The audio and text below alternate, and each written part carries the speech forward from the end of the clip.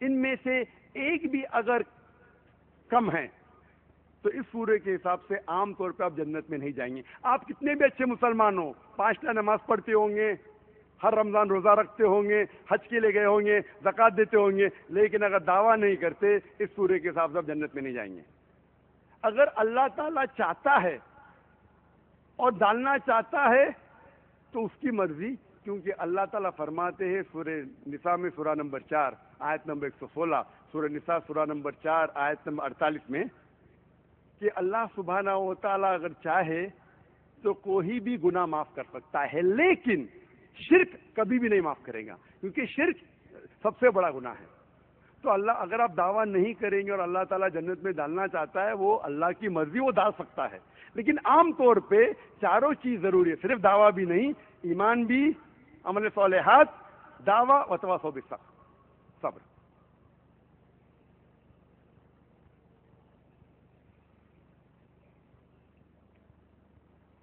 ہم دیکھتے ہیں میڈیا میں اکثر اسلام کو بدنام کرنے کے لیے اسلام کے بارے میں غلط فہمیاں پھیلا رہے ہیں. کئی بار یہ لوگ قرآن کا حوالہ دے کے لوگ کو بہکانے کی کوشش کرتے ہیں, اور عام طور پہ جو کرٹکس آف اسلام ہیں, جو اسلام کے خلاف لکھتے ہیں, وہ ایک مشہور آیت کو پیش کرتے ہیں, حوالہ دیتے ہیں بتانے کے لیے کہ اسلام دہشت گردی کا مذہب ہے, اور وہ کوٹ کرتے سورہ توبہ سورہ نمبر 9 آیت نمبر 5, اور کہتے ہیں کہ قرآن مجید میں لکھا ہے کہ جب بھی آپ کافر کو دیکھو, مطلب غیر مسلم, مطلب ہندو, اس کا قتل کرو.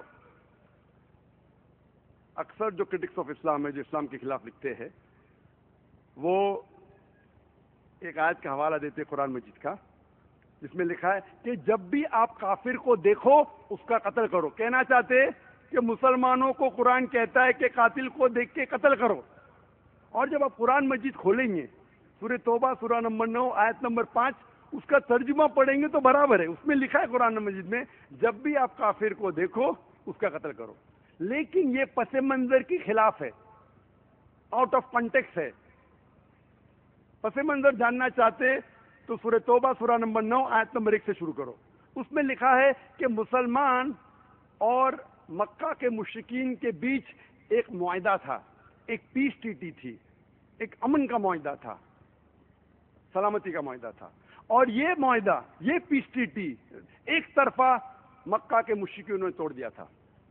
اس وقت اللہ سبحانہ و تعالیٰ سورہ توبہ سورہ نمبر 9 آیت نمبر 5 میں کہتے کہ آپ کو 4 مہینے کا وقت دیا جاتا ہے, اب سدھر جاؤ ورنہ اعلان جنگ. اور پھر سورہ توبہ سورہ نمبر 9 آیت نمبر 5 میں جنگ کے میدان میں اللہ تعالیٰ فرماتے ہیں کہ جنگ کے میدان میں جب کافر, جب دشمن آئیں گے آپ ان کا قتل کرو.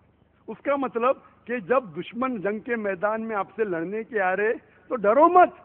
ہمت افزائی کے لیے اللہ تعالیٰ فرماتے ہیں کہ جنگ کے میدان میں ڈرو مت, ان کا سامنا کرو, ان کا قتل کرو. جنگ کے میدان میں بالکل صحیح ہے, لیکن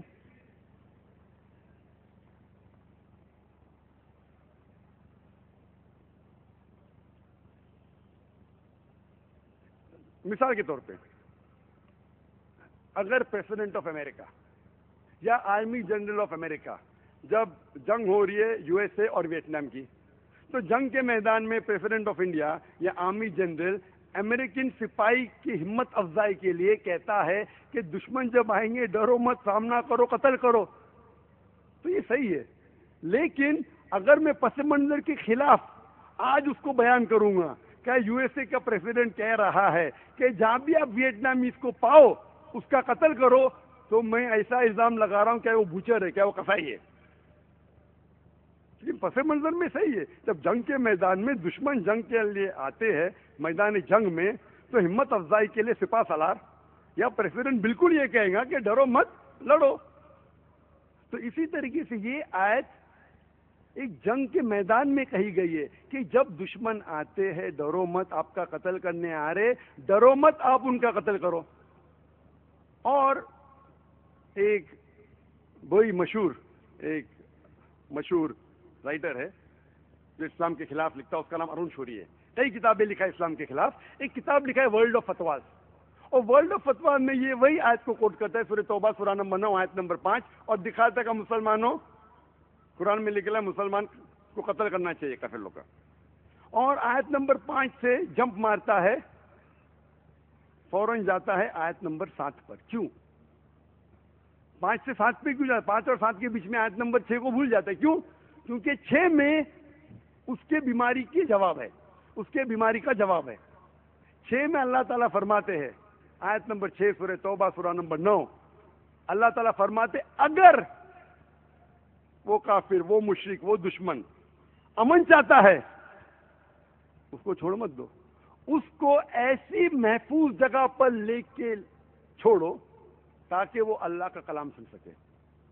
اللہ تعالیٰ یہ نہیں فرماتا ہے کہ اگر وہ امن چاہتا ہے تو چھوڑ دو، اسے محفوظ کے ساتھ، حفاظت کے ساتھ ایک محفوظ جگہ پر لے جا کے چھوڑو.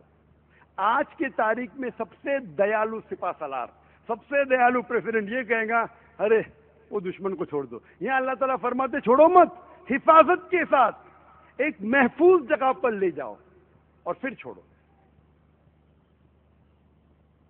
اکثر لوگ قرآن مجید کے آیت کو آؤٹ آف کانٹیکسٹ کوٹ کرتے ہیں، اور جہاں بھی آپ قرآن مجید میں اگر دیکھتے ہیں کہ اگر استعمال کرنا پڑتا ہے جہاد کے کئی مرحلے میں نے کہا، اگر if you have to force, that is the last resort. Violence, force، طاقت ایک آخری ریسورٹ ہے، آخری علاج ہے. اور اس وقت بھی جہاں بھی آپ پائیں گے قرآن مجید میں آیت لڑنے کی، اس کے فوراً بعد کہا ہے امن لڑنے سے بہتر ہے. کوئی بھی آیت لو، چاہے سورہ توبہ لو یا سورہ انفال لو سورہ نمبر 8 آیت نمبر 7، اس کے بعد لکھا ہے امن لڑنے سے بہتر ہے. لیکن قرآن مجید میں اللہ تعالیٰ ہمیں سمجھاتا ہے کس طریقے سے غیروں تک پیغام پہنچانا. قرآن مجید میں اللہ تعالیٰ فرماتے ہیں سورہ عمران میں سورہ نمبر 3 آیت نمبر 64 میں، تعالوا الی کلمۃ سواء بیننا وبینکم، آؤ ہم اس بات کی طرف جو آپ اور ہم میں یکساں ہے. تو میں اکثر ٹریول کرتے رہتا ہوں دیگر کنٹریز، ویسٹرن کنٹریز، ادھر ادھر، USA، UK، کینیڈا، آسٹریلیا. اور کیونکہ میں اسلامک اسپیکر ہوں، داڑھی ہوں، ٹوپی، ایک دم سافٹ ٹارگیٹ. کوٹ تو پہنا ہے لیکن داڑھی ٹوپی مطلب، تو میں پریپیئرڈ رہتا ہوں. میں میرے سے سوال جواب رہیں گا اور مجھے خوشی ہوتی، دعویٰ کا موقع ملتا ہے. یہ سنت ہے وہ الگ بات ہے، ٹوپی سنت ہے، داڑھی فرض ہے، جو بھی ہے ایک دم سافٹ ٹارگیٹ. اکثر امیگریشن میں پوچھ تاچھ ہوتی ہے. جب میں کرسچن ملک میں جاتا ہوں تو کرسچن پوچھتے ہیں کہ اب جہاد میں مانتے؟ بالکل مانتا ہوں، بائبل میں بھی لکھا ہے جہاد کرو، لڑو، جدوجہد کرو. نہیں لڑائی میں، ہاں لڑائی میں بھی مانتا ہوں. بائبل میں لکھا ہے Exodus chapter number 22 verse number 18 اور 20 میں لکھا ہے لڑو.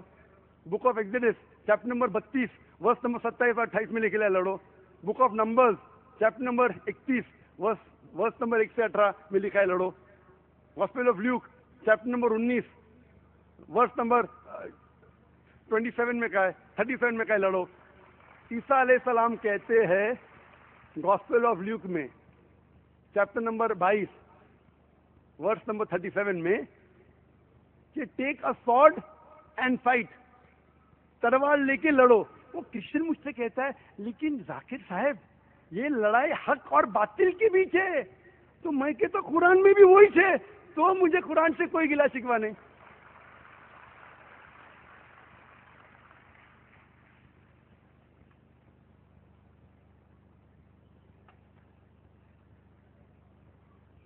ماشاءاللہ میں کئی عیسائیوں سے بات کرتا ہوں، اکثر عیسائی میری عزت کرتے، اکثر میرے ہندو بھائیوں سے بھی. ماشاءاللہ میرے ہندو بھائی جو مجھے قریب سے جانتے ماشاءاللہ بہت عزت کرتے. اسی لیے اس میدان میں لاکھوں کا مجمع ہے، لگتا ہے کہ 3 لاکھ سے زیادہ ہے. اس میں 25% غیر مسلمان ہیں. لیکن اللہ تعالیٰ فرماتے تعالوا الی کلمۃ سواء بیننا وبینکم، آؤ ہم اس بات کی طرف جو آپ اور ہم میں یکساں ہے۔ اسلام کا پیغام پہنچانے کے لیے جو چیز اس کے سمجھ میں آتی ہے اس کی مثال دو۔ جب میں ہندوؤں سے بات کرتا ہوں تو میں ہندوؤں سے کہتا ہوں کہ آپ مہابھارت پڑھ چکے؟ بولتے ہاں پڑھ چکا ہوں۔ نہیں بھی پڑھ چکی کم از کم جانتے ہیں، کیونکہ کامک اویلیبل ہے، ٹیلی ویژن سیریل اویلیبل ہے، میں بھی جانتا ہوں، لیکن میں پڑھ چکا ہوں۔ تو میں ان سے پوچھتا ہوں کہ مہابھارت میں پڑھیں گے تو لڑنے کے جو شلوک ہے، منترا ہے، وہ قرآن سے کئی گنا زیادہ ہے، سینکڑوں ہے، ہزاروں ہے۔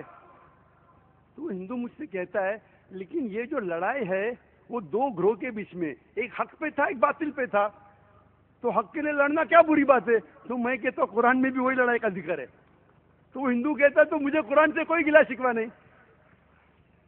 اس کے اوپر تقریر کر سکتا ہوں میں، وقت کی قلت ہونے کی وجہ سے چند حوالات پیش کروں گا۔ ہندوؤں کی سب سے زیادہ پڑھی جانے والی کتاب ہے بھگوت گیتا، اور بھگوت گیتا میں پڑھ چکا ہوں کئی بار۔ بھگوت گیتا ایک مہابھارت کا حصہ ہے۔ مہابھارت جو ہے نا چیپٹر نمبر 18 چیپٹر کا ہے، جو مہابھارت کا حصہ ہے، جس میں شری کرشن، ہندو مانتے ہیں کہ شری کرشن بھگوان ہے، جو شری کرشن ایک ایڈوائس دے رہے ہیں، ایک مشورہ دے رہے ارجن سے۔ تو پوری بھگوت گیتا ایک مشورہ ہے شری کرشن ارجن کو دے رہے ہیں۔ Bhagavad Gita chapter number 1، chapter number 1، verse number 43 سے لے کے 46 تک، 43 to 46 میں بھگوت گیتا چیپٹر نمبر 1 منترا نمبر 43 میں ارجن کہتے ہیں شری کرشن سے کہ جو لوگ اپنے پرمپرا کے اصولوں کو، مطلب گریٹ گریٹ اینسیسٹرز کے جو ریتی رواج ہے، اس کے خلاف جاتا ہے وہ ہمیشہ جہنم میں رہیں گا۔ شلوکا نمبر 44 میں کہتا ہے، ارجن کہتے ہیں کہ ہم آج، کیونکہ آپ جانتے ہیں کہ مہابھارت ایک کتھا ہے جو دو فیملی، دو خاندان کے بیچ میں، ایک ہے پانڈوا جو 5 رہتے اور کوروا جو 100 رہتے، ان کے درمیان لڑائی ہے۔ تو Bhagavad Gita chapter number 1 shloka number 44 میں ارجن کہتے کہ آج ہم لڑ رہے ہیں اور جہنم کی طرف جا رہے ہیں دنیا کے عیش و آرام کے لیے، راجنیتی کے لیے، راجدھانی کے لیے، اپنی کرسی کے لیے۔ ورس نمبر 45 میں ارجن کہتا ہے شری کرشن سے، میں پسند کروں گا کہ میں نہتا اس جنگ میں مارا جاؤں، بنسبت دھرتراٹر کے بیٹوں سے لڑوں۔ یعنی کہتے ہیں شری کرشن کہ میں پسند کروں گا نہتا مر جاؤں میرے کزن بردرز کے ہاتھوں سے۔ دھرتراٹر کے بیٹے مطلب ان کے کزن بردر، ان کے بھائی کے ہاتھ سے میں پسند کروں گا مر جاؤں، بنسبت میں ان سے لڑوں۔ ورس نمبر 46 میں 46 میں ارجن اپنے ہتھیار نیچے چھوڑ دیتا ہے اور افسوس کرنے لگتا ہے۔ اس کے فوراً بعد چند شلوکا بعد Bhagavad Gita chapter number 2 verse number 2 اور 3 میں ارجن، شری کرشن ارجن کو جواب دیتے ہیں، اے ارجن، یہ غلط خیالات تمہارے دماغ میں کب سے آنے لگے؟ تم ایسے انسان ہو جو آگے بڑھتے ہیں، یہ غلط خیالات کیسے آنے لگے؟ اور آپ غلط طرف کیوں جا رہے ہو؟ ارجن کو مشورہ دے رہے ہیں شری کرشن۔ آگے جب پڑھتے ہیں بھگوت گیتا چیپٹر نمبر 1 منترا نمبر 31، 32 اور 33 میں شری کرشن ارجن سے کہتے کہ شتریہ کا دھرم ہے کہ وہ دھرم یگ میں حصہ لے، شتریہ کا فرض ہے، کمپلسری ہے کہ وہ دھرم یگ میں حصہ لے۔ اگر وہ لڑنے سے بھاگ جاتا ہے تو وہ جہنم میں جائے گا، نرک میں جائے گا۔